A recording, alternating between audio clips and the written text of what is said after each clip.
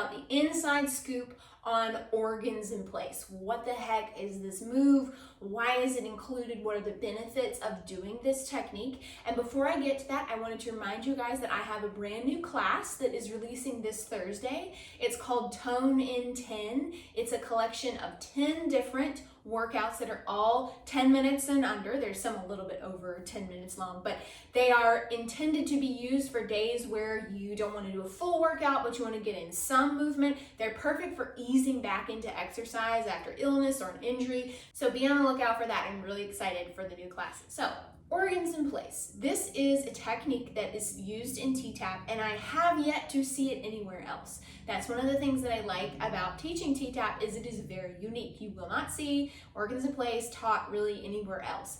And what it is it's a visceral manipulation technique to help you bring your core girdle muscles back into the action while bringing the organs that tend to droop down lower as we age. It helps bring them back up into the abdomen where they belong and helps you gain more core activation and also improving your posture if you do it before a move. Besides all of the muscular and rehabilitation benefits to this move, it is also lymphatic. That's why Teresa always started on the left side, because of the way that the lymphatic fluid flows through the abdomen. You have a lot of lymph nodes in your abdomen, notably in the Peyer's patches, but also in other places. So you've got a lot of those in your abdomen, and they need to be moving along and removing waste as they are designed to do. It's also really great to do postpartum. So if you have had a baby, even if it's been years since you had a baby, so beneficial for helping you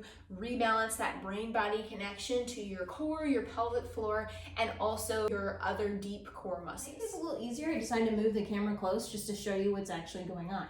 So with this move, you're essentially going to be moving your muscles and your organs from left to right, but you always start at the hip bone. So you find your hip bone, or if you can't feel your hip bone, the area of that side hip, and you'll be digging in there at the hip bone, and you're going to be pulling in towards your belly button. See how I kind of rolled that over towards the belly button? You're trying to roll gently, pull over towards the middle of the belly button, which is the central location usually for a lot of lymph drainage. So you're going to start there and you're going to pull over to the belly button. Then once you're at the belly button, you're going to tighten your muscles and release it. And if you can't feel the muscles under your fingers, I want you to cough.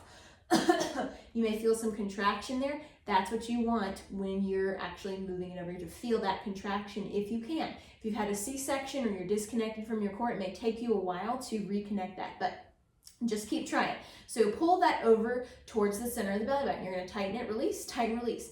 Then you're going to go on the other side. So you're going to go the exact same thing on the other side. You're going to be up in this position here, but I'm just doing it to the side so you can see. So you find your hip bone. You're going to go into the hip bone. So that area underneath the hip bone where you start to feel those organs, you're going to be pulling that over towards the belly button. So pulling over. Don't be afraid to use a little pressure here and put your fingers there and pull in. Tighten, release. You can see that on my stomach there. Tighten, release. Just a side note here, really quickly, for those who are short torsos, your bottom, this is the bottom of my rib cage, and then this is my hip. So I have a short rib to hip. You can go a little bit further up. So this is the hip bone. You can go a little bit further up and pull even further over, helping you bring all of those organs in and cinch around the rib cage. You can do that same thing, bringing all the organs to the midline, gently massaging the lymph. That's what you're doing here with this move.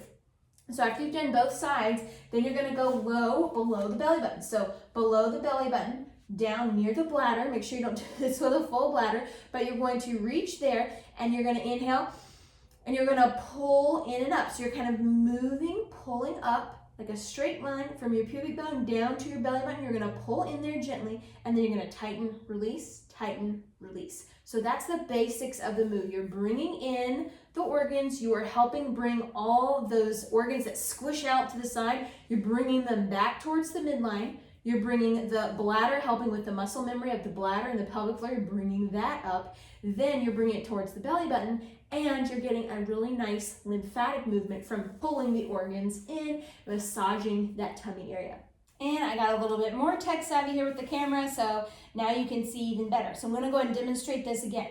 So again, you kind of lift up you can lift up your glutes a little bit if that helps you, but you can lift them up a little bit. You're going to kind of dig, again, remember, in at the hip bone and kind of up towards this area of the rib cage. Watch, pulling it towards the belly button, rolling it on your fingers. You're just pulling the skin and some of the organs there too, but tighten, release, tighten, release. Then you do the exact same thing on the other side. So again, I'm going to come up here near that hip bone, the inside of the hip, and then kind of pulling up from underneath the ribs as well. Kind of pull up and in to the center of that belly button. Tighten, release, tighten, release. Then you go low, below the bladder, pulling up, running those fingers towards the belly button. Then you tighten, release, then you can do your little tucks from there.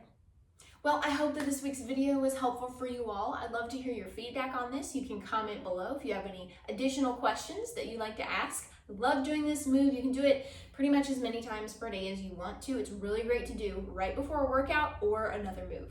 Thanks as always for watching, and I'll see you guys next time.